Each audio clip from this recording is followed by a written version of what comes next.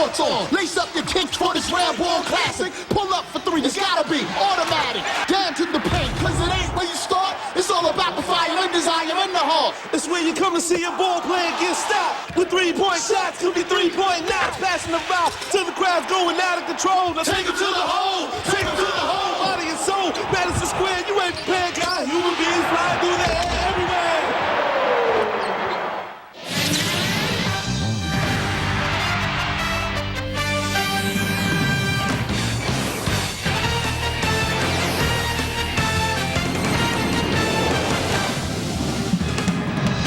Night 5 of Championship Week, presented by 7-Up, continues live from Madison Square Garden.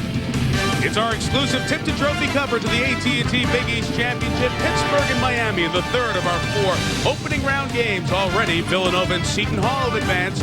UConn and Syracuse, a huge game comes up after Pittsburgh, 5 in the West this year, takes on Miami, 4 in the East. Hi, everyone. Mike Tirico, Len Elmore. Glad you've joined us in the Garden here for the doubleheader. These teams need to think about winning out to try to get an NCAA bid. Miami, the best at large consideration if they can get to Saturday night's title game. 2 teams, Len, that really typify the cities they come from. Well, absolutely. When you think of Pittsburgh, it's put on your hard hat, grab your lunch pail, and let's come to work. And nobody better epitomizes that than senior Ricky Greer. Gritty, gutty, Greer just gets it done, nothing fancy. Now, when you talk about the Miami Hurricanes, they've got a new coach. No worries. Just be happy.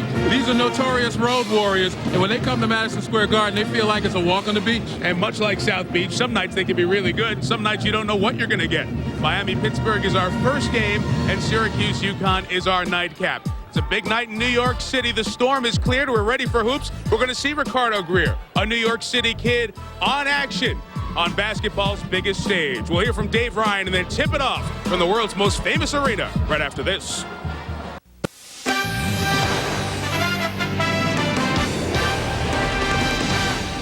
ESPN's presentation of the AT&T Big East Tournament is presented by AT&T. Get the AT&T 7-7 offer for unlimited internet service and long distance together. And in part by 7-Up and your local 7-Up bottler. Make 7-Up yours.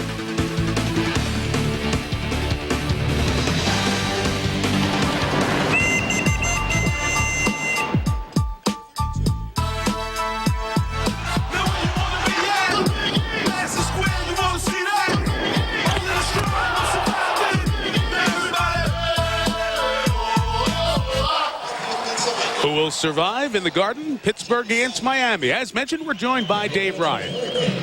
All right, Mike, thanks so much. While the snowstorm wasn't nearly as devastating as had been predicted in New York City, it certainly was a tough travel for a lot of the teams to get here to the Big East Tournament in the Big Apple. Case in point, with the Miami Hurricanes, they were supposed to leave Sunday afternoon around 2 o'clock from South Florida, but because of the snow here in New York, had to charter their own plane at 2 in the morning out of Fort Lauderdale on Monday instead. That took them into Baltimore because of all the New York City airports were closed. About 3 in the morning, they stayed overnight there, practiced in Baltimore, took a bus up, eventually got into New York City at about 9 o'clock. In all, a 19-hour trip. As for Pittsburgh, no problem at all. They left Pittsburgh at about 9 o'clock because they were supposed to leave a little bit earlier, just postponed their flight a bit and then arrived without much worry. As long as both teams are here, that's the bottom line, Mike. Yeah, Ben Howland's team handled it a little bit easier. They're used to the poor weather, David. The AT&T starting lineups, let's start with Pittsburgh. Ricardo Greer, second-team all-conference performer. Isaac Hawkins normally wears 52. He'll be wearing 44 tonight. We'll explain that in a bit. Brandon Knight battling a bad left foot, and Julius Page. For Miami on the AT&T starting lineups, Darius Rice, member of the all-rookie team, with Jones and Wembley up front. John Salmons has been outstanding his last 2 games, 53 points and 20 rebounds. Michael Simmons will play about 20 minutes at the point. Second Big East tournament meeting between these 2 teams. In a 10-7 game back in '92, Miami beat Pittsburgh 83-71.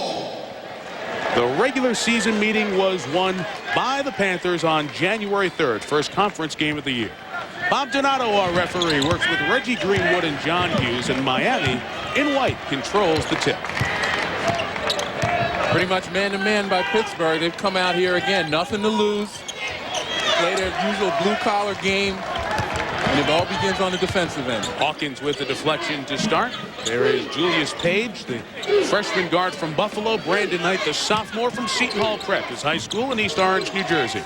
Be interesting to see how Ricky Greer comes out. This is his last time around playing on the floor as a senior. A place where he hasn't had much success, at least as a team. Page walked with it. Len, let's check out the Lenny's keys to our game tonight. Well, first of all, you got to have Brandon Knight going north-south. He's got to be a weather vane and try to find a way to get there. Obviously, they've got to value the ball, prevent Miami from stealing it in the open floor. Miami has got to diversify their offense, keep Pittsburgh from focusing on Darius Rice. And finally, that gale wind has to force Pittsburgh up and down the floor because they're thin on the bench. Wear them down. Miami looks to go quick here is Salmons. This is his first shot. The rebound taken by Ricardo Greer. Drives on the offensive end. Count it with a foul. So Greer, George Washington High School in New York. His prep days, he'll come to the free throw line. Let me tell you right now, again, you're not going to see anything fancy right there. This is all effort. Getting into the spot amongst the trees. He's always outside and sometimes outweighed when he goes inside. But again, you look at Ricky Greer and you recognize, again, this is a guy that just wills his way to where he wants to be. And he's been at the top of the Big East Conference leaders in many offensive statistics because of that will. 10th in points, 11th in boards this year. He scores the first 3 of the game. Dwayne Wembley, who's come along of late, has it knocked away by Isaac Hawkins. Back come the Panthers with their 2-guard Julius Page, who can handle very well and is explosive off the hop. Little pogo stick action right there. Nice easy ride by Julius Page. He can get up. Fans who've seen some of the highlights of the Big East Conference this year know that about Page. The first 5 for the Panthers. Darius Rice, who's in a shooting slump for Miami, misfires. Sabatskis first touch offensively for Pitt. Donatis, the sophomore from Lithuania. Good three-point shooter, and Pittsburgh opens up with the first 8 of the game. Well, Pittsburgh very relaxed, and you take a look at their offense. We saw an opportunity in the first couple of possessions, putting the ball on the floor, exploiting Miami inside. Now they run some patterns, looking to make Miami play as much defense as they necessarily have to in order to get the good shot. John Salmons, as I mentioned, outstanding last couple of games as the Canes close strong this season. Miami with victories against West Virginia, Villanova in their final week of the season. 6 to shoot and nothing going on for Miami. Jones coming across the lane, Wembley I should say, and Hawkins fouled him. We talk about Julius Page and his explosiveness. You take a look right here, off the dribble, little change of pace, boom, right by you. Darius Rice didn't know what hit him. And when you're playing a Julius Page, if you're going to give him anything, let him take the perimeter shot, because if he gets head and shoulders by you, it might bring down the house. Dwayne Wembley, one of the couple of seniors on this Miami lineup, will come to the free throw line.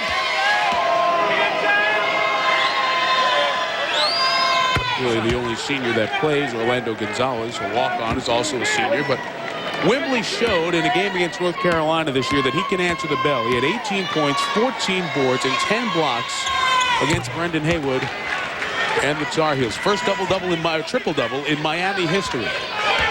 Well, Dwayne Wembley, another senior out here on the floor. We talked about Greer. Here's another guy that's got his last go-round here in the big show in Madison Square Garden. You know, he's pumped. Nice job defensively by him. Here's Rice on Zavatskis. Mismatch from a drive standpoint, but Rice missed it. Cold start for Darius, the freshman from Mississippi. There's Brandon Knight looking for some space, and he got fouled. Well, Brandon Knight used the pick well, tried to go off the dribble and penetration. That's what Pittsburgh has to do right now, keep the pressure on Miami's defense. First foul on Rice. You see 62-51. Knight had 21 in the Panthers' regular season victory, the only meeting between these two teams from opposite sides of the conference. For those of you not familiar with the 16-game Big East schedule, you played the 6 teams in your half of the league, home and home, and then 4 games that were made by the conference office that shows who played against whom to balance out the schedule and get to 16. Greer, air ball on the 3. Good flyby defensively by Salmons. Well, he's a senior. He gets a pass on that. He does, huh? That's not really what Ben Howland wanted out of that offensive set. But I find it very difficult to see Ben Howland giving Greer any gruff. Van Howland in his second year as the coach at Pitt, they were 13-15. Last year, 15-12 coming into the Garden this year. Jones drive, and Miami continues to struggle. They've missed all 4 of their field goal attempts. Hawkins runs the floor. The big man took one too many steps. Well, the problem Miami's having is that they can't get anything done from a continuity standpoint. Pittsburgh doing a nice job interior defense, making it difficult for the entry passes, and they're inviting Miami to take those long shots. Miami's got to work an awful lot harder to get better shots and instead of trying to make things happen on their own. Perry Clark's first Big East tournament game. He came here after 11 years at Tulane. His team off to a slow shooting start. A lot of them have been from the paint. Simmons, who doesn't have much offense in his game, finds Jones, and that's what Michael Simmons does best. That's absolutely what they needed, a little creativity off the dribble. But good ball movement by Miami, that may be the key that unlocks their offensive potential in this game. Vonskis defensively had it knocked away by Jones. Donatis drove on him, and a blocking foul is called on Wembley. And you see, that's what we talk about when we say Pittsburgh, just like the town, blue collar, a lot of effort. Zavotka's not a quick player, but he made sure that he got head and shoulders and just bulled his way where he wanted to get. Official timeout under 16 minutes. Pittsburgh, the early lead. They're looking for some success in Madison Square Garden, where greats have performed at the top of their game, or the top of their talent as well.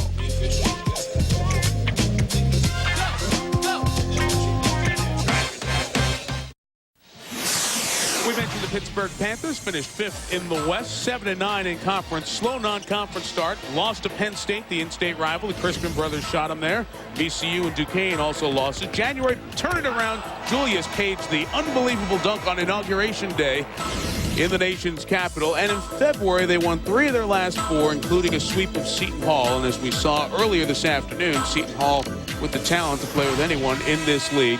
Pitt 15-12, 7-9 in the conference. Well, you take a look at the season breakdown for them. It really hasn't been easy. The conference stretch run, they kind of stumbled a little bit. But still, Ben Howland building a solid foundation. He loses a couple of seniors of note, but he's got some players out here who are understanding what it means, particularly to play defense. One of them, freshman Torrey Morris, 6'10" for Tennessee, 55 in Panther blue and gold. Page had it knocked away. Simmons runs the floor, and the point guard for Miami connects.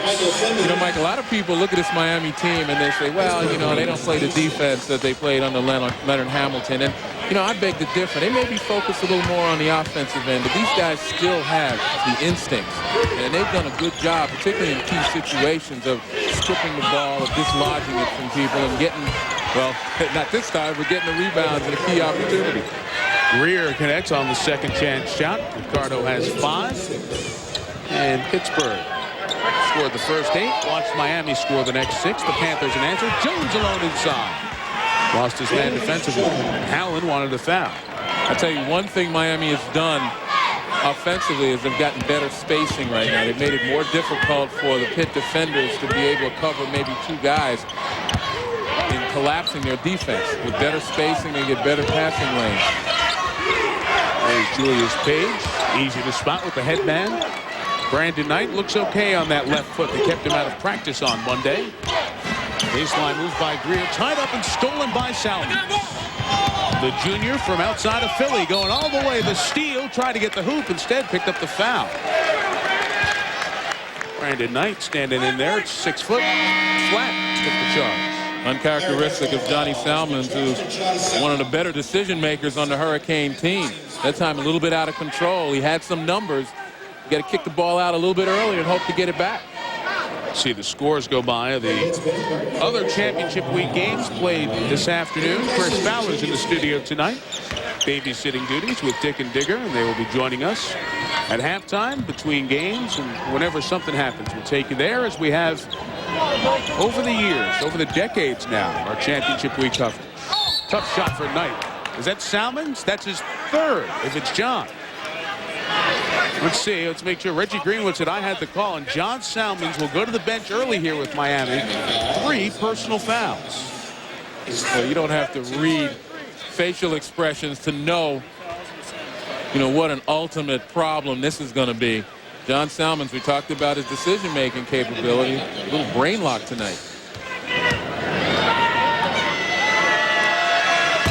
One more coming for tonight. It's John Salmons, who plays 4 positions. He plays everything but center for Perry Clark at different times, and he's top 20 in the league in rebounds. Salmons is 11th in the conference in assists, 6th in free throw percentage. I mentioned he scored 53 in the last 2 games. A do-it-all guy is on ice for the last 13:48 of this half. Well, we talk about Darius Rice because he's such a compelling talent, but John Salmons is still the best all-around player on this team. And with him on the bench, there are going to be a lot of holes that necessarily need to be filled. Wembley, trouble with the double. Got rid of it, and Rice starts to shoot a little bit better. 15th in the league this year. Scored 14.5 a game. And this is one of those games that Perry Clark may sit back down the road and see that maybe Darius Rice grows up in a game like this. With Salmons on the bench, it's up to Rice now to shoulder the load. Maybe he's capable. He certainly can. Rice has 2 30-plus point games. They were out of the league for the first one, but against Virginia Tech, the 2-win team in the league, for the last one. Somebody took a shot in the face. It was Brandon Knight. Brevin's little brother has taken it off the head earlier. Here's that Rice jumper, Len. Yeah, and we know that Darius Rice can do it on the offensive end, but in order to step up and fill the shoes, the need that John Salmons' absence presents, he's going to also have to be able to create for people. He's the focus of the defense for Pittsburgh right now. He's a marked man. He's taking a seat on the bench. 36% three-point shooter this year, 3 of 17 in his last 3 games, and like many freshmen, different points in February hit the wall, and that may be a little bit of Darius Rice's case. But you also have to grow up at times in certain situations. I think Perry Clark is going to rest him right now just to allow him to exert that energy going down the road. You take a look at the team fouls right now. Miami precariously coasts the penalty. And Rice has 2 and Salmons has 3, so their top 2 scorers have 5 of the 6 fouls. Jerron Brown, freshman from Lexington, Kentucky. Muscular guard, comes in to play the point. Greer off the screen. Michael Simmons goes up and gets the board. Good rebounding guard. Take a rare 3. And miss. He only scores 2.5 points a game, so rare to see his 2 or 3 shots. He usually takes about 1.5. Nice drive by Brown. Finds Torrey Morris inside. When we talked about Pittsburgh having to go north-south, we put the onus on Brandon Knight. But it doesn't necessarily have to be him. It could be anybody that's able to beat people off the dribble. Pittsburgh can thrive in that situation. Wembley over Morris. Senior over freshman. First field goal for the 6'9" senior from Fort Lauderdale. Part of the turnaround of the Miami program, the end of the Leonard Hamilton era, and something Perry Clark's trying to continue. Get the great athletes in Florida. Not every one of them plays football. There are some basketball players. On the drive, Chad Johnson, junior college transfer from Tallahassee, was denied. 10 to shoot for Pitt, and Brown shoots 3. Jerron missed it. It's rebounded by Leroy Hurd. And Mike, going back to your point, you're absolutely right. I mean, Perry certainly wants to be able to cast down his bucket where he stands. He doesn't want to be number 3, though. Certainly, you know, Florida is probably number 1 right now in getting the top recruits. You don't want to fall behind, say, Florida State if you're Miami. Ricardo Greer, the nice finish inside. That's a perfect example of Ricardo Greer during his career. Bigger man is waiting. It does not deter the young man from New York.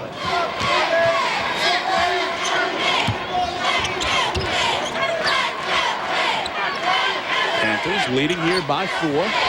First touch for Marcus Barnes, the freshman, is a bad one. Turnover for the Canes. Miami a little sloppy. Pittsburgh successful inside with Torrey Morris making his Big East tournament debut, his first feel of the city. If you've ever been to New York, it would be great to have smell-o-vision, because nothing smells like the honey roasted nut stand on the corner right outside the Garden.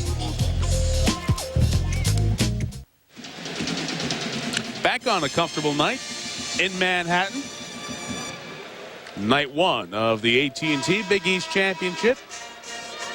Inside, the young fans. So these guys are Husky fans waiting to see UConn take the floor later on this evening. Championship week presented by 7-Up continues with the opening game of the ACC tournament tomorrow night. Out at the Georgia Dome in Atlanta, Clemson will take on Florida State. Clemson's won one of its last 13 games, and that was against North Carolina. #1 at the time. Florida State's won 4 games this year in the ACC, including a win over Maryland, who might be the hot team to watch in that ACC tournament. Our coverage starts here on ESPN tomorrow night at 7. Here, Pittsburgh jumped out to an 8-0 lead, and they've scored 8 of the last 12. And it's been done primarily by penetration off the dribble, passing inside. Miami decides to adjust, and they go to the zone. Page missed the outside shot. Simmons comes back from the Canes perspective. Barnes was a little out of control up in the air with no help, but got bailed out with a foul call. Well, the freshman forced the issue, but that wasn't such a bad deal. Had the baseline wide open. Again, this is an important situation for Miami to maintain contact with Pittsburgh while their top guys are on the bench in Rice and Salmon. So the best way to do it, obviously, is to create your own opportunity. Greer's going to come back in the game with Knight. There you see the Miami Stars. When you send Rice and Salmons to the bench, you send 2 14-point scores. John Hughes trying to clean up some post position there. Zavotskis for Pitt. Hurd for Miami battle.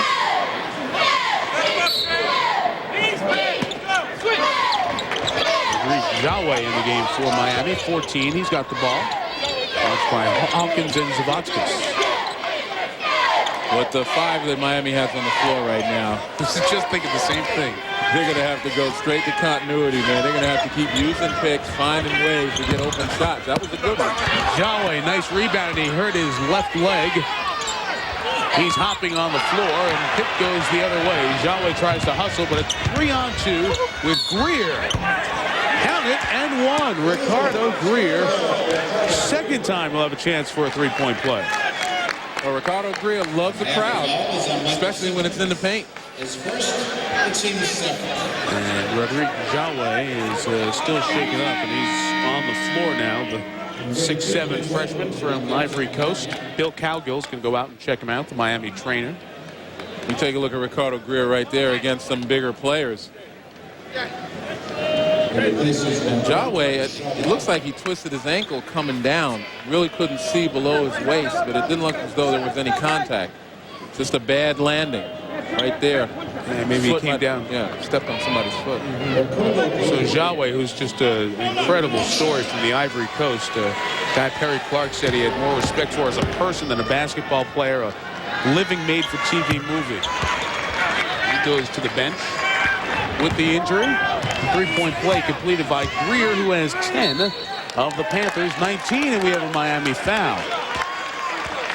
Nothing going right for the Canes right now. James Jones trying to establish some space for himself down low. Kind of backed into Zavotskis and was called for the foul, but things getting a little chippy. We talk about some of the bigger names in this tournament and the sense of urgency, etc. But these two teams aren't conceding anything right now. There's an intensity about these guys that is reflected in the way they've kind of confronted each other. A little bit of pushing, holding, a little bit of attitude. They take Yahweh back to have the ankle checked on.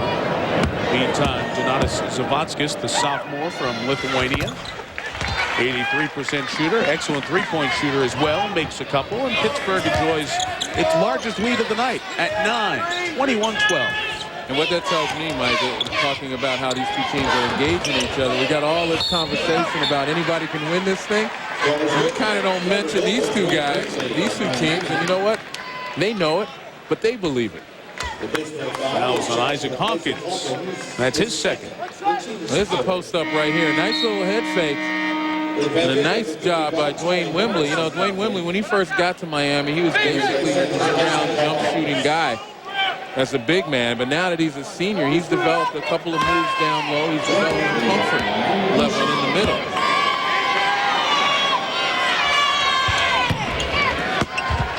Hasn't developed a free throw yet. 66% shooter. Well, he's running out of time. He's a senior. So he's got maybe a game, an NIT game. Pittsburgh's lead is 7 halfway through the first half. Miami, 6th seed out of the East. Panthers out of the West. You look at the top of that zone, extending, making it difficult for Pittsburgh to get anything started. Miami clears the glass with Leroy Hurd, seeing some significant minutes here because of the foul trouble. Miami's the 4 in the East. I believe I said 6. Pittsburgh the 5 in the West. Brandon Knight fought for it on the ground. Michael Simmons kept the possession alive. Plenty of time on the shot clock. Wembley will shoot from the outside anyway. Nice rebound by Greer. That's Ricardo Greer's game. Snatch. 4th of the game. 7th all-time at Pitt for rebounding. He's missed his both 3 attempts of the night. Hand back the other way comes Marcus Barnes. He's a Miami kid too. Senior high school in Miami. With Jones and Wembley, the South Floridians on the team. And a turnover on the Canes. But talk about extending the zone a little bit to cut the passing area. Normally the setup would be right here, but you see Simmons way outside looking to try to shut off the movement. Look how far he forces Page out. Now they're really stymied, Pittsburgh is, and they're forced to take a long shot instead of trying to explore the middle against the zone. Greer, smart pass. Good shooter, Zavotskis. Flat on that 3. Hurd kept it alive, and Simmons comes down with it. And Perry Clark will take his first half mandatory timeout. The first called timeout of the game becomes the full. So we'll step out at the 8:13 mark. First half, Pittsburgh up 7.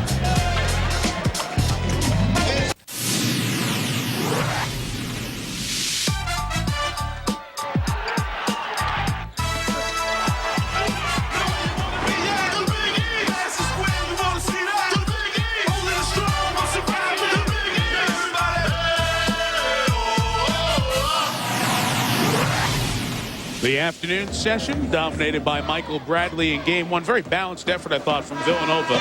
Bradley had 19. And in the nightcap, or of the afternoon doubleheader, Samuel D'Alembert led Seton Hall to a 12-point win, ending St. John's season because they are under 500, so can't play in the NIT. D'Alembert 7 blocks, 1 shy of Alonzo Mourning and Etan Thomas, the Big East Conference tournament record. How about a very good game played by Eddie Griffin as well? Well, in watching the earlier games, I kind of characterize them as problem-solving expeditions. Nova really only 10 turnovers, did not do what they normally do and give opportunities to the other end. And when they maximize their opportunities, they're pretty tough because it means more touches for Bradley. And Seton Hall, I think Darius Lane was the key. Good ball movement as an offensive player. He started to create more for his teammates. And when he does that and combined with D'Alembert and Griffin's shot blocking, Seton Hall can be that team to run the table. Well, after that quick 40 seconds of a couple of turnovers, missed shots, an official timeout under 8. How about a couple of slices, New York style, for dinner? Hit by 7 in the city. Right back.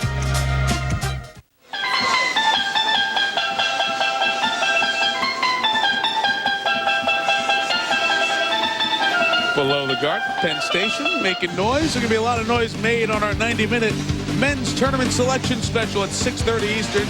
Chris Fowler will take you through the brackets for the full 90 minutes, along with the Dick and Digger and Jay Billis.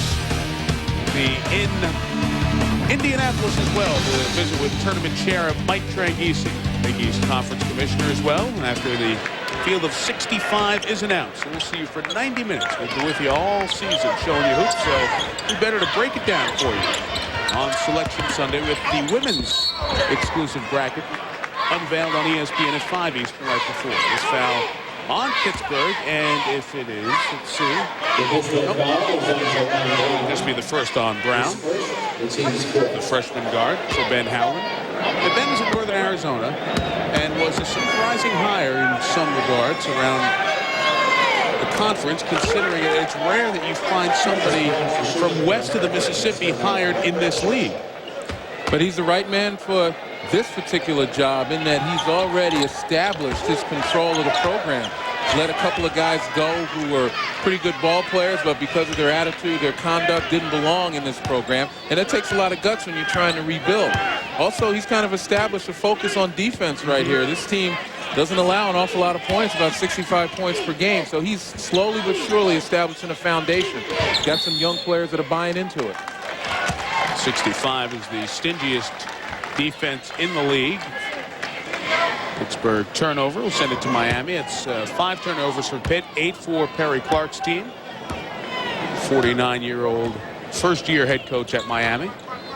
Remember, the other thing with Ben Howland here at Pittsburgh is that Pittsburgh's gone through an awful lot of coaches over the years, really never able to establish real continuity. Little push here with Brown. Nice kick out. A load up for Knight. Brandon Knight knocks down the 3. First field goal of the game. Panthers back on top by 8. Glenn talked about it with Salmon's in foul trouble. Rice on the bench with 2. Very little dominant offensive player options on the floor. Dwayne Wimbley gets fouled by Torrey Morris. And you were talking about just your continuity. Just keep moving the ball until something comes easy. Something that's a natural shot for one of the guys on the floor. Right. If you can run a set that provides the continuity and you rub a guy off a pick here, a defender loses his man off of a cross, you find an open person, and all they have to do is bury the shot. You don't have to create too much because there aren't a lot of creators on the floor right now for Miami. Barnes missed. Rebound by Zavotskis. Foul on Torrey Morris was his first. Good hustle by the freshman Marcus Barnes from Miami. Sends 4 to the floor. And the possession arrow will keep it with the Panthers. Giving you a little feel of the city here on this night. They're watching down at the ESPN zone. About 8-9 blocks away. And Dave Ryan's down there. All right, Mike, thanks a lot. Pretty wild night outside Madison Square Garden. After we talked to you, we tried to hail a cab for the 8-block ride from 34th Street to 42nd here. We couldn't. There were no cabs to be had, so we hoofed it all the way through the really excitement of the evening in New York City. Everyone's abuzz about the tournament, and the same goes, of course, for the Broadway shows that are going on here. We came here to the ESPN zone. We found Notre Dame is having their meal here as well. Looking forward to talking with Mike Bray and Troy Murphy. Mike? Okay, we look forward to that, Dave. Thanks. Notre Dame awaiting to play in the night session tomorrow. Dave's got to find the Cavs. You know, this is New York. Good defense by Barnes up top causes the shot clock violation. Pittsburgh could never get in their offense. That's the second time in a row after the tie-up for the possession arrow. And here the shot clock violation that the defense from the freshman Barnes made a difference. Well, again, we talked about Miami being an underrated defensive team despite folks saying that because Leonard Hamilton's gone, they don't play it as intensive. But going back to Dave Ryan, I mean, come on, you come from Syracuse, Dave. You got to look in the nooks and crannies. They're there, waiting to take you in more ways than one. Wimbley shoots over Zavotskis. Good defense by the Lithuanian, who comes away with the rebound as well. Now, they had to call foul, otherwise it would have been a travel. No fault of Zavotskis. That's now 2 fouls on Wimbley. There is the Fighting Irish team at the ESPN zone enjoying their meal, and not on that TV but on another one, keeping an eye on the game. Hello guys, how you doing? Enjoy the meal. They'll be playing the winner of the Pittsburgh-Miami game here this evening. Wasn't it this time last year that we saw Miami in the ESPN zone watching an opening round game? Big Mario Bland polishing off a slab. That's right. And came out and did work. That's right. Forgot about that. One more coming for Zavotskis at the line. Zananis became more consistent. He didn't play his high school senior year after transferring. And maybe that rush took him a little bit of time, plus the adjustment to college basketball. But this year, he's been a consistent performer. 7 points, 3.5 boards. He's got a nice little knack of getting open, particularly around three-point range. And he plays pretty good defense. Very solid, nothing fancy. It's in the cylinder. A great athletic play by the sophomore from Mississippi, Leroy Hurd. But it was still in the cylinder. We'll take a look right here. Yep, you can see half of the ball still in that imaginary cylinder running up. Great look at it from above the rim. I think that's tight defense right there. Hurd on Greer. A little bit of that Miami green is rubbing off on that Pittsburgh goal. That's how tight he's playing. This one off the ball, and Bob Donato has an offensive foul on the Panthers. Remember, this is the first of our doubleheader tonight. In our second game, will feature Preston Shumpert, first-team All-Big East performer for Syracuse, arriving outside the Garden with his Orangeman teammates to take on the UConn Huskies. I was going to say, maybe I was wrong. It didn't look like Preston could find a cab either. he and his Syracuse teammates had the biggest adventure. That's the area that got really hit by the winter storm that was supposed to be. Now here on the Panthers. They had to take a train, the Orangemen, to get down here. For the Panthers, number 20, Brandon. Chad Johnson picked up that foul, and 7 on the Panthers, so 1-1 coming up. Perry Clark's trying to find some answers offensively here without his 2 top options. And one of the players who would come off the bench, Joe Gordon, is serving the 4th of a 4-game suspension. Couldn't get a clear answer from anybody if Joe would be flown in once the 4-game suspension ended after tonight, if the Canes did advance to see Notre Dame tomorrow. The suspension was for the Zavotskis knocks down a 3. The suspension was for the all-too-common unspecified breaking of team rules, which means something happened and we don't want you to know. Pittsburgh leads by 13, largest advantage of the night. Miami is having an awful first half.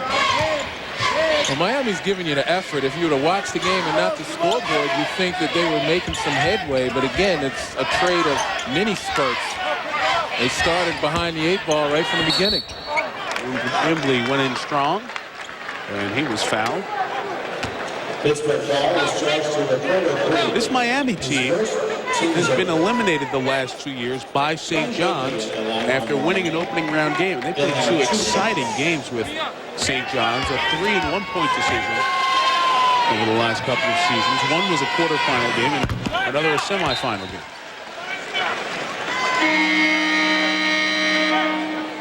You see John Salmons behind Perry Clark.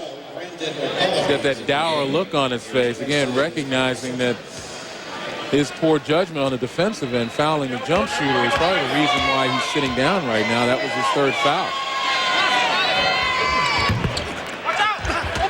Jaway back in after getting the ankle tape. Out of bounds, off Pitt. Miami ball when we come back. I don't know if that's good news for the Canes. When they've had the ball, they haven't been very good. The Cyclone is a New York landmark. It's been a roller coaster season for Tommy Amaker, Craig Esherick of Georgetown, who's gotten through some tough times, Tim Welsh from Providence, and Al Skinner, Boston College. The great turnaround to the league. Perry Clark getting used to the wars in the Big East, and Mike Bray, who stepped into a job that he had no idea what was ahead and took his team to the top of the mountain. The Big East championship on their side, and there's Dave Ryan with the Notre Dame head coach. All right, Michael, thanks. So you get the night off, which is nice to have a bye. Is that preferable for your team? Would you rather sit here and watch the rest of the guys get knocked off, or would you rather be in action at the Garden? We love this bye, no question about it. For us to get out here, we're just out to dinner a little bit tonight and getting able to watch the Pitt-Miami game and get a feel for them. But, no, it's nice to know you got the bye and you can sit back and be ready to play tomorrow night. Mike, Miami's struggling right now. You know all the teams very well in this conference. Do you have a preference who you meet in the next round? Well, it's unusual. You know, we've played Pitt twice. We beat them twice. We didn't play Miami at all. So, for me, I'm trying to watch a little bit more of Miami because we did not play them. You know, we're just happy to be playing tomorrow night. We'll be prepared for either. We'll have plenty of time later tonight to talk about Pitt or Miami. How great a season did Troy have for you? He's the co-MVP of the conference along with Troy Bell of BC. What does he mean to your team? Well, he had a great season, you know, co-player of the year, but I think, you know, this award means more than last year's, even though he shared it this year, because it was part of a championship. And he set the tone for us. I mean, we had a great run this year. I'm very proud of this group. You know, they're the first group in Notre Dame history to put up a league championship banner, so I'm very, very proud of them. Thanks a lot for joining us, Mike. Good luck. Good to be with you. Okay, Mike Tirico, back to you inside the Garden. Maybe Troy Murphy coming up here pretty soon. All right, Dave, thank you very much for a free throw coming for the Panthers' Brandon Knight. Pittsburgh lost by 8 and 16 to the Fighting Irish. Well, when you talk about all of the coaches that we had previously mentioned, you know, they definitely shared some experiences in the unpredictability of youth. There's no question about it. And the adversity, some of it self-inflicted. Certainly you point to Seton Hall with that. Another turnover by Miami. That's 11 for the Canes. Pittsburgh up 13 here. This is a little bit surprising, folks. Zavotskis. He maybe thought he was shooting a 3. It's a little too strong. Hurd handles at 6'7" for Miami. I think he's a little taller than that. That's his program height, 6'7". He runs the baseline. It's an offensive foul against the Canes. Well, we told you, Zavotskis finds a way to get it done. He gets in the right place at the right time on the offensive end, gets open defensively, plays position defense. Forces a turnover there with the charge. Nice anticipation.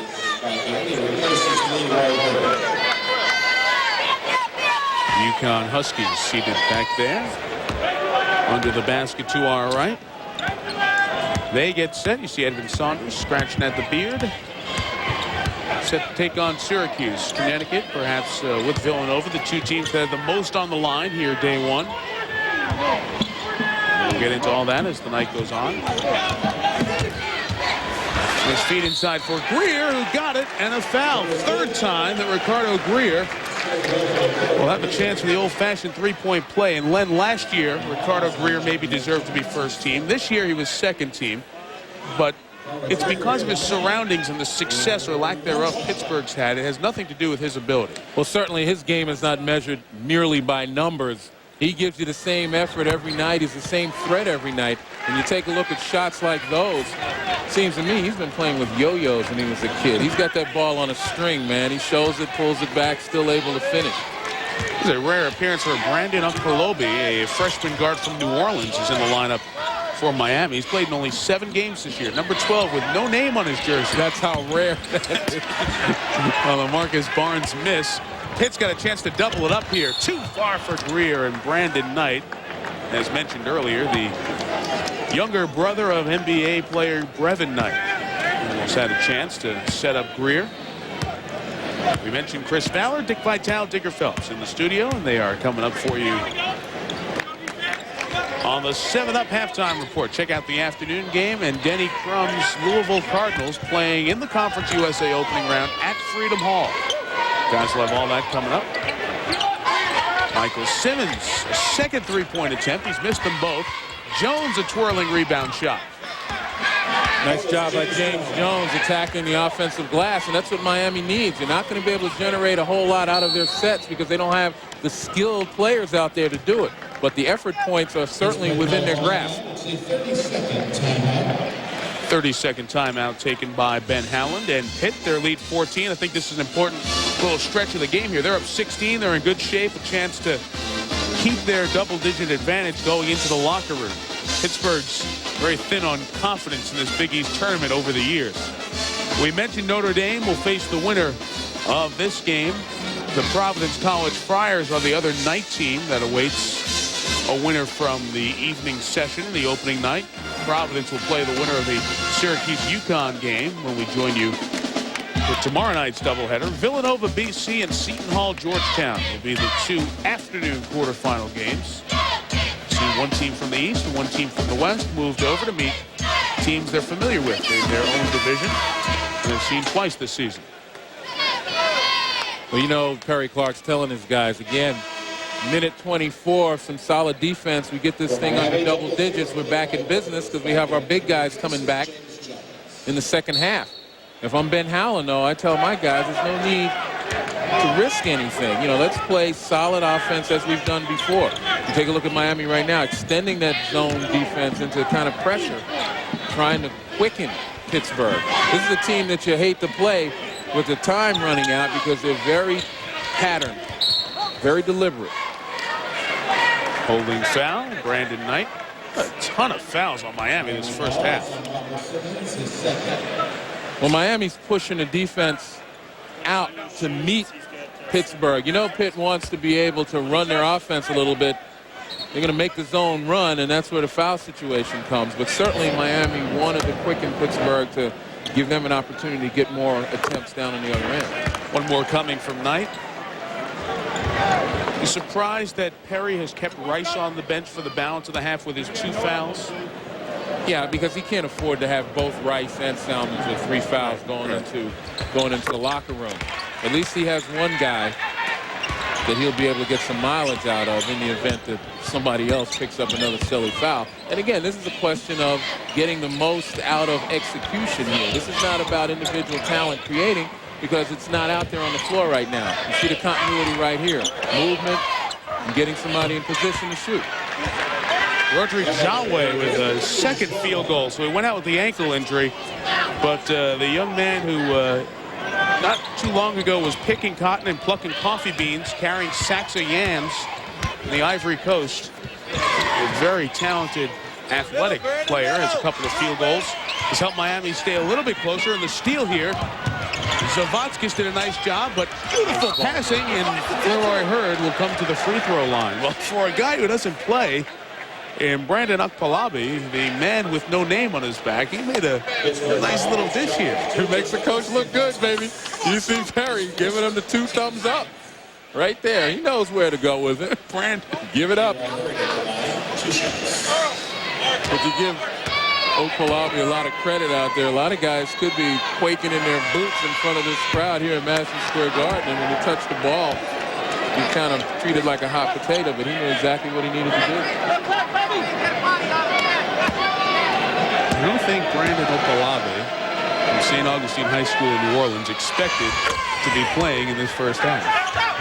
Usually that's the best way, too. Because the coach tells you before the game you haven't played but 2 minutes a game the whole season. He tells you you're going to play a lot of minutes in the locker room. Nice cut. Hurd with the foul. You better open the stalls. How you feeling? Lyrical, Len? Been through the desert on a guard with no name? I think Perry Clark. Oh. Claw. V. Very nice. Very nice. A couple more plays like the one down there, and he'll have it embroidered very quickly. You got the seamstress in the building here for the second half. He has played 13 minutes this year and scored a grand total of 1 point on January 13th against Boston College. So he's been there before. That's the first free throw miss for the half for the Panthers. They hit their first 14. Miami tries to get one before the gun, and Simmons hit a 3. Now, how big is that going into the locker room right now? Miami's feeling it. Well, Pittsburgh, second worst free throw shooting team in the conference, made 14 of 15.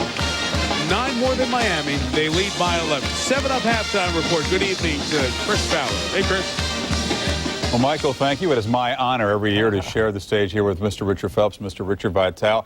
If this is Miami's supposed inspired effort for a team that really needs a win to improve their profile, it's not looking too good. Well, what happens in the first half? They get 16 points in 16 minutes, and the reason why, John Salmons gets his third foul with like 13 plus to go in the first half, and without that, they can't score, they can't generate offense. But Ricardo Greer, Dick Greer's just taking this game over for Pitt. Well, you know, Greer played sensational in the first half. A lot of guys, they try to go out with that unbelievable moment of success in their finale when it looks like a finale, but looks like he has a chance for another game. 13 big points. But I thought, as Mike Tirico said so well, the bottom line is when you look at Pittsburgh, one of the worst free throw shooting teams around, 14 for 15 on the free throw line. That's the way you get to the locker room with a win. This afternoon at the Garden, we saw some awful free throw shooting. We also saw the lower seeds win both games. Highlights ahead on the 7-Up halftime report right after this.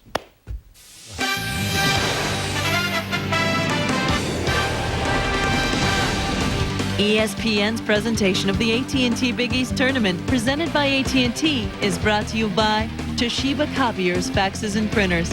Don't copy, lead. And by the 2001 Pontiac Bonneville. Luxury with attitude.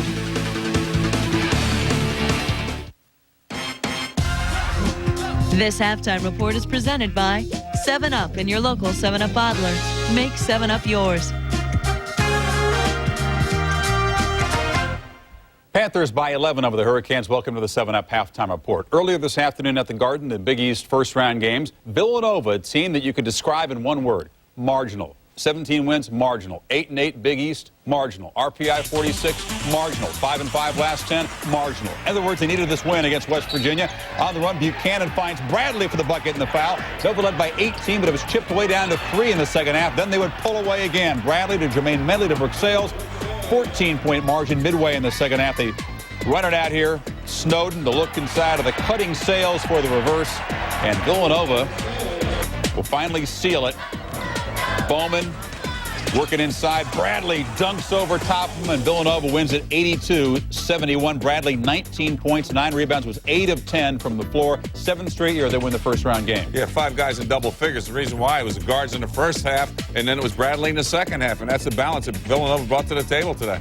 Earlier on, Seton Hall took on St. John's. This was game 2 this afternoon. All the best work by the Pirates was done on the defensive end with Dallenberg. Oh, Dallenberg was shot block, galore. It was block party, and he blocked 12 shots. I mean, Glover doesn't want to see Dalembert. He's going to see him in his dreams tonight. One more time. There he goes. Rejection City, baby. St. John's at the end of the half gets the 3 here.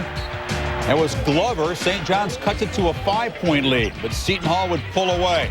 Cook turns it over. St. John's plagued by turnovers. Eddie Griffin was big. Made some nice long passes. Finds Darius Lane the hoop and the foul. He made the free throw.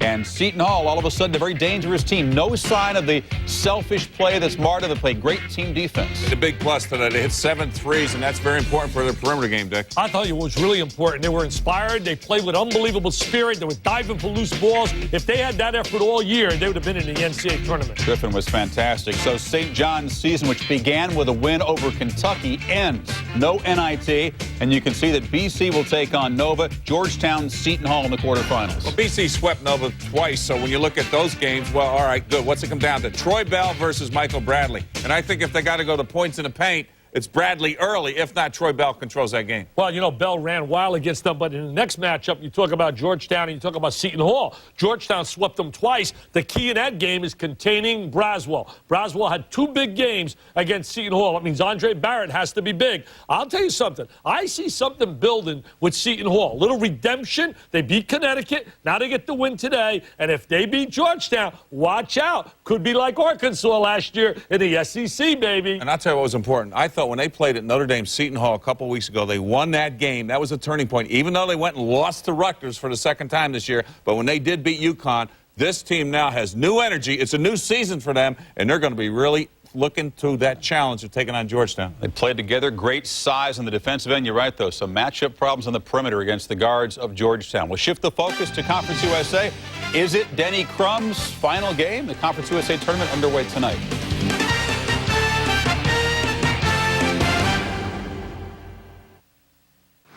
You want to be at Madison Square, you want to see that? Only the strong will survive.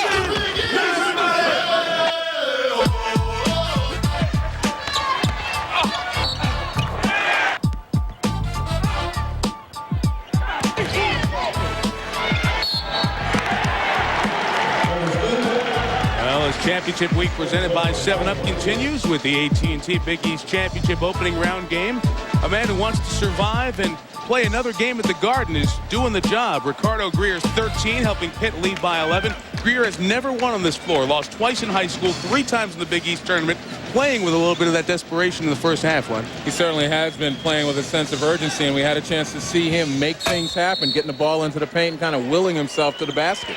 Ricardo Greer's success helped by the fact that you have 2 players in Darius Rice and John Salmons, who are terrific performers in the conference, averaged 29 points a game, but were in foul trouble in the first half and had just 2. They're back on the floor now, and that's the key for Miami. Well, it certainly is. And Perry Clark has to be real happy that his team is at least able to stay on the floor with Pittsburgh without the best offensive players he has. Second half underway, and Rice is back with his 2 personals, and Salmons with the headband, his 3. You think they're going to shoot right away? My guess would be yes. James Jones, who also has some foul trouble with 3, knocks down his 4th field goal of the night. Jones has 8. We're going into the locker room off that nice long jump shot by Simmons had to give Miami some solace in the fact that, again, they stayed in this game. They got their big guns back out on the floor. But they recognize that it's all about defense. Pittsburgh only shot 42% in that first half. And it was at the free throw line where they did the damage. So if Miami can cut down on the silly fouls, keep Pittsburgh off the line, play that solid defense, they can get back into this thing. Greer, who hit 5 field goals. The rest of his teammates hit 5 field goals in the first half. Zavatskis, 2nd shot clock violation for the Panthers. It'll add to their turnover column after 9 in the first half. And here are the rest of the first half numbers. Well, big key is the points off turnovers. Pittsburgh forced Miami into 12 turnovers, and they capitalized. The other side of it, Miami forcing a bunch of turnovers on the part of Pittsburgh, 9, but they haven't been able to capitalize. Wembley made space inside. Here comes a little Miami run. They've scored 7 in a row. The 3 by Simmons to end the half, and the first 2 here in the second half. Down by as many as 16 in that first 20 minutes. The deficit is 7. Look at the defense played by Marcus Barnes on Brandon Knight. Knight went to the line 8 times, made 7 of them in the first half because he wanted to go north-south, get into the paint. Barnes started the second half instead of Simmons. Here's Page, rather quiet. 2-point first half. Again, shot clock down to 3. Good defensive play. And on Wembley's knockaway, here come the Canes. They can make it 5 or 4 with a Jones 3. Wembley kept it alive. But small man, Knight, comes away with it. Page shoots 3. Southpaw misfired. Miami ball. Talk about the senior urgency. Dwayne Wembley right here, recognizing that he's had some success in the first half, creates a lot of space for himself, gets Isaac Hawkins on the top side, uses his body well. That's that senior experience out here. And Hawkins, not a good start to his half. He goes to the bench along with Page, who hoisted that quick 3. Don't know if they are related or not. Greer the steal, and here goes Ricardo. It's now 15 for Greer.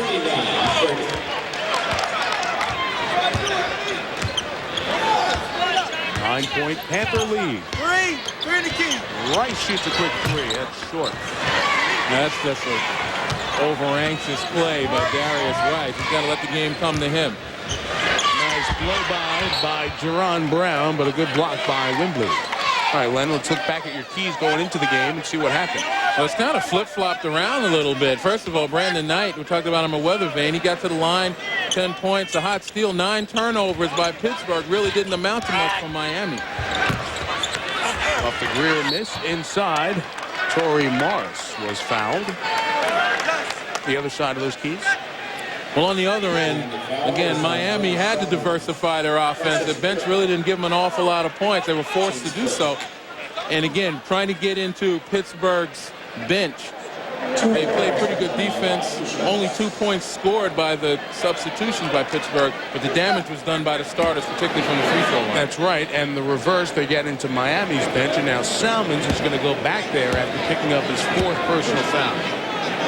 Another crimp in the style of Miami right now. We talked about John Salmons being their most versatile and probably best all-round player. With him on the bench, it puts a serious damper on the offensive fortunes of Miami. But again, in the first half, once they got comfortable, guys coming off the bench wound up running the continuity. They wound up getting guys in position where they could do something, and they held their own. We'll see if they can do the same with the added firepower of Darius Rice still on the floor. Morris hits both free throws, and it's an 11-point Pittsburgh advantage. Again, it's going to be a question of good judgment right now. They don't have a lot of creators out there. It's going to be ball movement, picks, getting people open. Simmons, nice drive.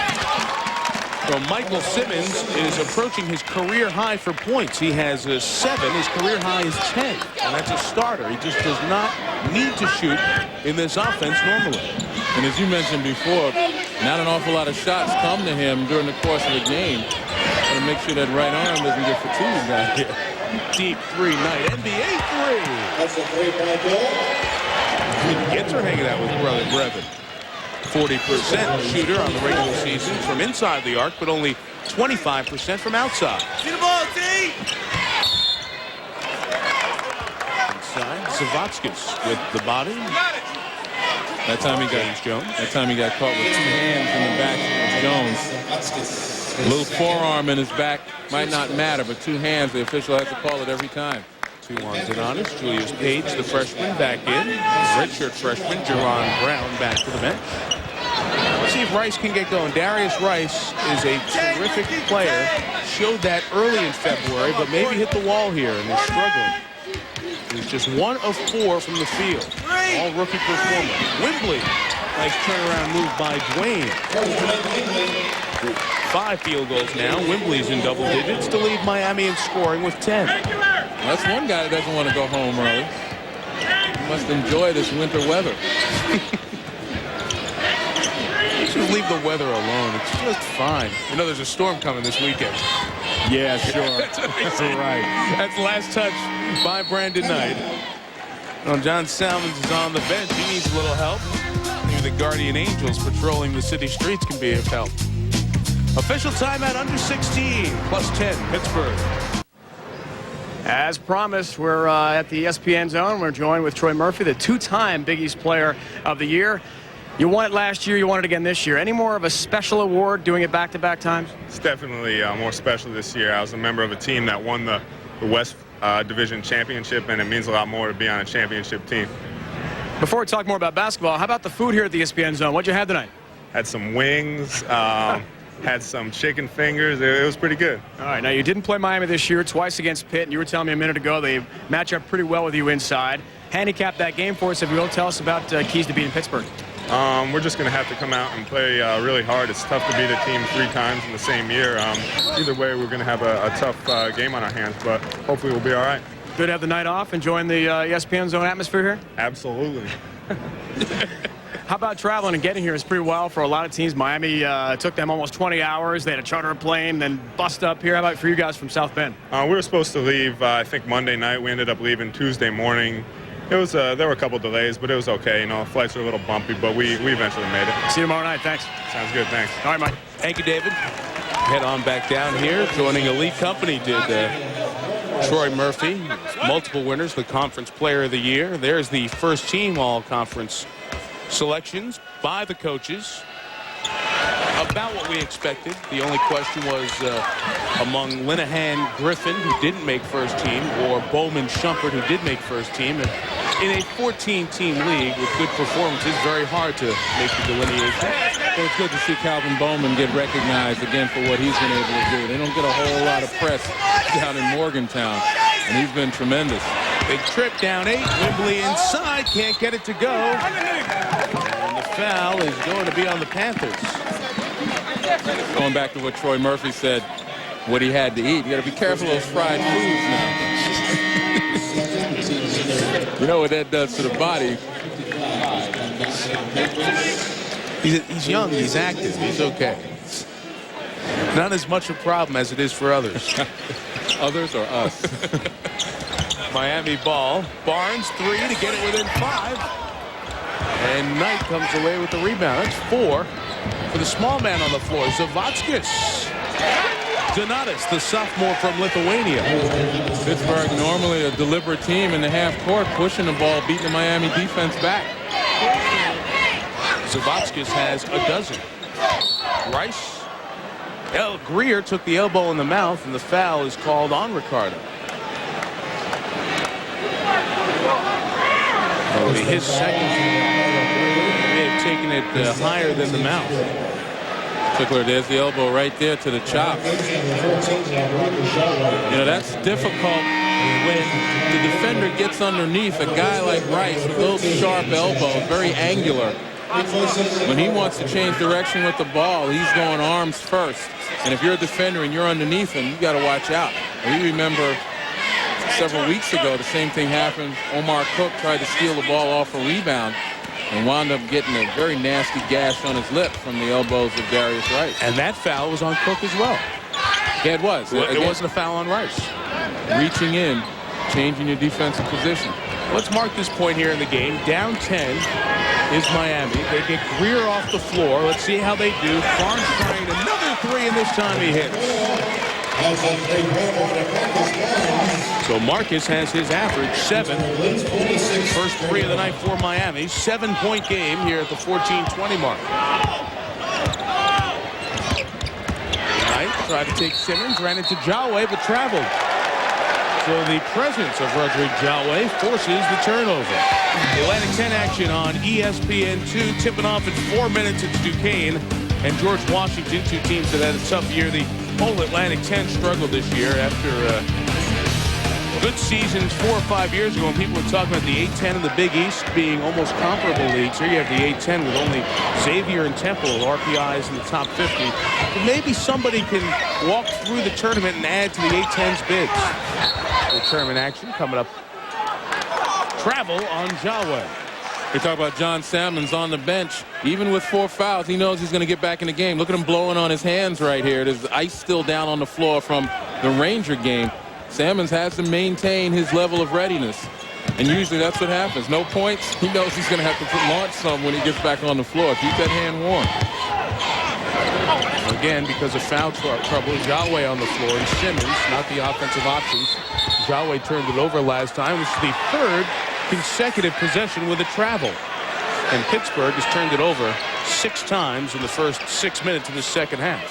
Well, both teams have ratcheted up their defense a little bit. The ball gets stopped and it gets surrounded. Guys are trying to make room for themselves. Take a look at the turnovers right here.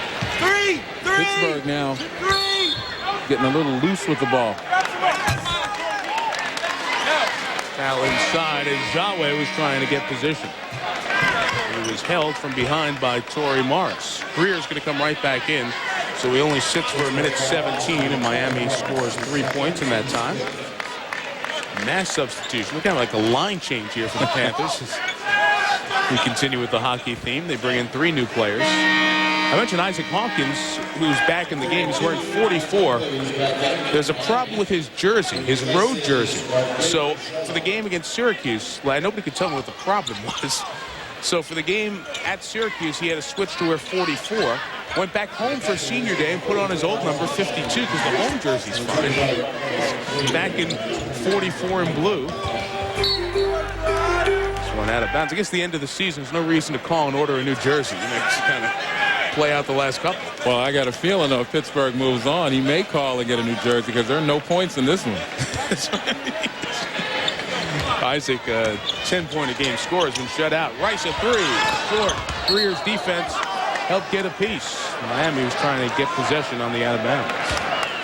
Rice very disappointed in himself, but here's the problem. When you're not hitting from the outside, Darius Rice, a young player, has to recognize you got to get closer. I mean, it's just basic common sense. You get closer, you get a higher percentage shot. It makes those long ones. You make a few of those, it makes the long ones a lot easier to put down. Poor decision by Hawkins. The center trying the bullet pass. There you see the tattoos, which are part of the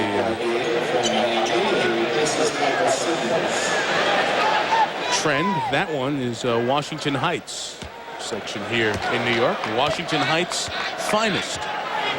The tat for Ricardo. City kid, and as I mentioned, winless in his career in the Garden. Hurd was fouled, held by Jerron Brown. I'll tell you what, the Washington Heights in New York City, known for terrific baseball players. You get a great look at that. Wembley left alone underneath. Second try, score it with the foul on Zavatskis, and Miami's just very ugly fashion edging closer. Well, Dwayne Wembley, we talked about him being a senior, sense of urgency. You know, he's been here before. This is his last time on the big stage. His guys need him to lead them out of the woods. And right there, a nice job of gaining position. Good pump fake. Never loses position. Many times guys go up strong, they lose their footing, they're out of position. Wembley with his perseverance stayed right there. And a career-high 15 points for Dwayne Wembley, keeping Miami in it. Within 4. And Michael Barnes, I mean, that's Marcus Barnes with running through the pick of Hawkins. You won't see Hawkins setting on him. And Hawkins gets his first field goal. Pittsburgh leading by 6, the 5 seed in the West taking on the 4 seed Miami in the East. The winner gets Notre Dame tomorrow in the quarters, and Wembley gets 2 more on the goaltending block against Hawkins. Dwayne Wembley, the senior from Fort Lauderdale, is having a career best scoring night. 17 points now. Still for Miami, it comes down to the tough defense.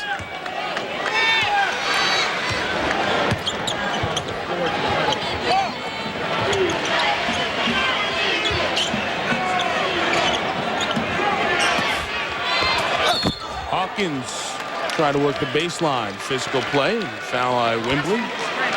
Well, we talked about the physical play right here. Again, Pittsburgh trying to find a way.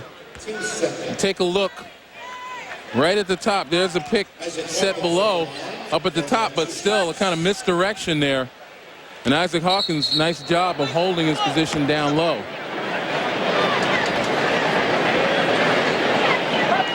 Ricardo Greer went over to the bench to get something. And John Hughes is checking out what he went over to get. He's not during a timeout, and Hughes kind of kept him away from the bench. Here are the free throws for Hawkins. 13 Big East performer as a junior, but last year had a fractured right tibia and missed a good portion of the season. There was some talk of playing him with Torrey Morris or Chris Seabrooks. Seabrooks has kicked off the team for disciplinary reasons in December, and playing Hawkins at the 4 spot. That didn't work out, and he's back at the center spot and closed the year in pretty good fashion. It's the second. It was Morris inside. And did they get Wembley? They did, and that is Wembley's 4th. So Miami, which has only had 3 fouls called on it here in the second half, one of them was Salmon's 4th, and the last 2 put 4 on Wembley. And these are the kinds of plays that are momentum killers. Not only do you have your hottest offensive player with 4 fouls on him, your best player on the bench with 4 fouls, but you're in the midst of a run, and you're giving up easy opportunities off the free throw line, as Miami has done all evening. Poor shooter, 39%. The first. So Wembley will take a seat on the bench. A man who said last week, I've been to 3 straight NCAA tournaments. I don't want this to end. Yeah, the rest of you guys are coming back with another shot. But for me, this is it. It's one thing to talk, but Wembley was walking the walk up until this point. Only Rutgers was a poor free throw shooting team in the regular season. They are not here. Another opportunity as Jerron Brown chased it down for Pittsburgh. Greer let Barnes get up in the air. Sophomore night at the point will reset. Watched by Leroy Hurd. Good help by Yahweh, stepping out on the pick. Really flattened Brandon Knight out. Turnover as Brown stepped on the sideline. Ben Howland's team led by 16. Now their lead is just 5. Dave Ryan hopefully will join us. Stick your hand up, Dave. Couldn't find a cab earlier on. I think they're counting to a break. Good luck, Rhino. We hope to see you after this time. Update from Conference USA. Louisville said they would be inspired to try to prolong Denny Crum's career, but UAB is taking the lead. That's P.J. Arnold knocking down the 3. Right now, the lead for the Blazers is 7. Mike, please tell Dave Ryan the 1, 2, 3, or 9 trains downtown one stop. You don't need a cab to get from the Garden to the Zone. Back to you guys. I think you can walk as well, Chris. Guys who spent some time around New York know exactly what to do. Len, there's some... Well, but it's done like this. You got to stick your hand up. Taxi. The first mistake right here. First of all, the yellow cars with the little light on the top. Those are the ones that you have to go for. Oh, there you go. We found one. Maybe a fine, helpful New York citizen help Dave get into a cab. Get the receipt, Dave. Turn it in, and we'll see you here in a little bit. If he gets the wrong guy, though, he may take a tour of Washington Heights before he gets back here. A little research on Ricardo Greer's hometown. For those of the uninitiated, Washington Heights is way uptown from Madison Square Garden. Well, we've got 2 Miami starters on the bench with 4 fouls. One their top scorer. One a man who's having a career-best scoring night. Where will the offense come from? Jones missed. Rebound, Brandon Knight. I almost said Brevin. I promised I wouldn't. Greer left alone. And maybe the first time in Ricardo's 4 years in the Big East he's been left alone for a shot. Well, he likes the company. There's no question about it. But for Miami, again, they've still got to be able to make some stops. A little 1 and out. That opportunity was lost since they didn't get the rebound and had an opportunity to do so. Chad Johnson, 15 in the game. Second time in this half. Knight behind the line. Missed the 3. Chased down the board, though. Johnson a slasher. First hoop for the junior who played at Nebraska. Started 25 games in his 2 seasons in Lincoln and then transferred to Pittsburgh. Well, Miami has no one to blame but themselves. There's 3 opportunities at the hoop that they gave. Poor blocking out, poor intensity going after the ball, and poor shots. And Darius Rice is just trying to find a way to get his shot going, and it's not happening. If you're Darius Rice, so you're 6'10", you got 6'3", 6'4" guys on you. Hey, make some progress to the basket. Yep. And Miami got it within 5, but you mentioned Pittsburgh with a couple of second chance opportunities. Ended up getting a hoop. They're up 7. They have it again. The hand check foul called on Hurd. Miami players would be better served focusing internally and not externally after every foul call here. Well, speaking of hockey, as you were before in this building, regional action on ABC Sports as ABC picks up weekend coverage now. 3 games, good ones. Devils, Flyers in the East, and the Red Wings, who are torrid, will take on St. Louis. Saturday, regional action on ABC Sports. Johnson is blocked. Greer is blocked as well by James Jones. Pitt keeps it out off Miami. Well, Miami putting forth the effort, but it's just going to be a question of playing smart. And even on that blocked shot, James Jones, watch him go up with it. He's got an opportunity to control that. Instead of throwing it out of bounds, let's keep it in play and maybe get possession and go down for a score. Underneath the basket with the ball out high. Separated are Greer and Hurd. Reggie Greenwood spotted Hurd with a shot in the back of the head to Greer. That's 3 on Hurd. And certainly, again, you talk about good defensive plays, including the block shot, and great defensive plays. The great plays are the ones that stay in bounds, that initiate the fast break on the other end. I mean, you talk about guys as far back as Bill Russell with that capability. It's just a flick of the wrist. Although, again, you get the crowd oohing and on when you throw it into the 10th row. You may send a message, but right now is not the time to communicate. Now's the time to score. Here's a message sent. Hurd with a silly, nonsensical foul with the ball 25 feet away from him. You get a chance to sit on the bench and think about it. Miami forced to go to zone right now, and that's a difficult way to come back playing zone. Greer, tough drive. And the defense was there. Jones turned it away. Jaway back in. Jones, Jaway, Barnes, Simmons, Rice. Hoist from the freshman Marcus Barnes. Now, for those of you who don't follow Miami closely, this is not unusual. Marcus Barnes came in January filling in for Joe Gordon, who was the instant offense off the bench and had a pretty good run. A 3-game run, averaged about 19 points a game, so you know he's capable of getting hot. Again, Gordon suspended, 4th of a 4-game suspension for violating unspecified team rules. Greer answers with a triple. 18 now for Ricardo, leading the Panthers in score. Well, Barnes was the man who came away with it. Knight took the shot in the face. And Brandon also picked up the foul, his 3rd. This was after the Greer 3, Perry Clark.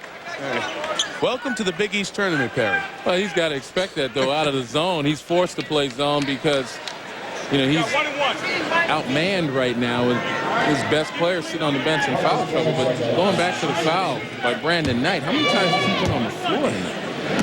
And having fouls called on. Getting smacked in the head, knocked down, stepped on. Barnes will get one more. It's 1-1 now.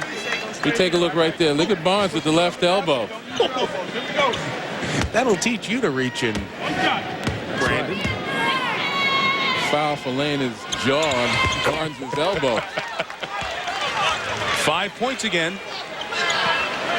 There must be mirrors up because how Miami's staying in this game, I don't know.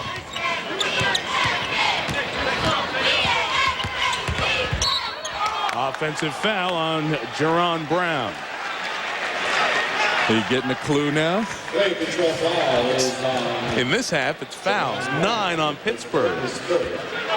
Well, the thing about it is, again, Miami certainly has to continue to make stops. Garden filling up. A lot of fans in the New York area of Syracuse and Connecticut are nightcapped in the doubleheader. Jones beats Zavotskis. Down in a foul. They are right back in it.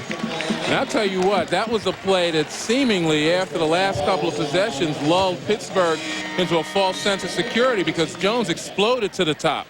You take a look at the drive right here. He gets his body, freezes the defender, and finishes. And again, it's that kind of effort, the determination of Jones, not only to get to the top, but get to the basket that may light a fire under this Hurricane team. Pitt now getting in a little bit of foul trouble. 2-point game as Jones completes the 3-point play.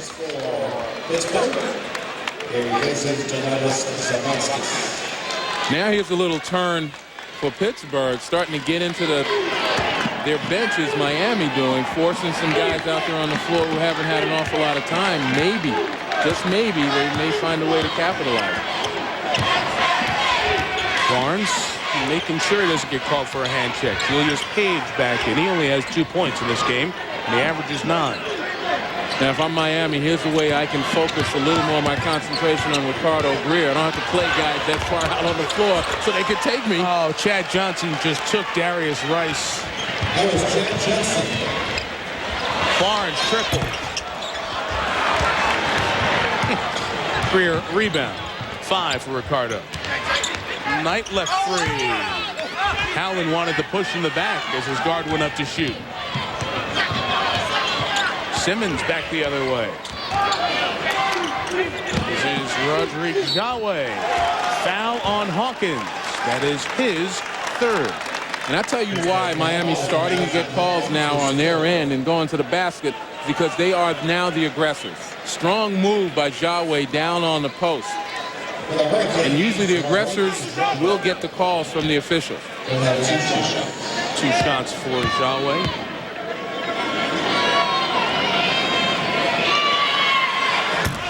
He's a poor free throw shooter at 57%.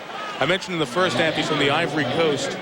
At age 10, he was a 6-footer, and he played soccer and handball just to try to get involved in athletics. His homeland was recently overthrown, the military dictatorship. He keeps an eye on CNN and other internet news sources to find out what's going on back at home. But during his days in the Ivory Coast, when he got American television, he watched John Wayne movies and the NBA on TV. That's where he fell in love with basketball. Ain't America great? John Wayne and the NBA. Knight a triple. Hawkins goes up strong, got the board, and they got Jawe for the foul. John Wayden wouldn't have been called for that foul. That's the 2nd on Rodrigue, who came to America through a foreign exchange program. Harry Clark, welcome to the AT&T Big East Championship. Trying to sweat one out and get to the 2nd round. His team was down 16. They're within 4. And the Chad Johnson and the Panthers are trying.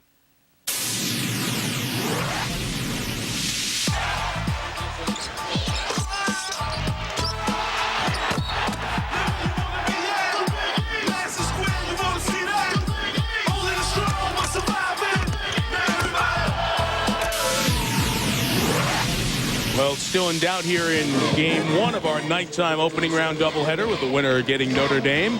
And next, talk about Survive in Connecticut. They are trying to make their case better for the at-large berth for the NCAA tournament, taking on Syracuse. The Husky faithful are ready, many of whom enjoyed the women's championship game against Notre Dame last night. Harry Clark just trying to survive through a game where he has gotten nothing out of his 2 top scorers, Rice and Salmons. 2 points in 33 minutes, yet Miami is within 4. Well, you know, in the timeout huddle, Harry Clark exhorted his guys, obviously with the extended zone defense. Look how to be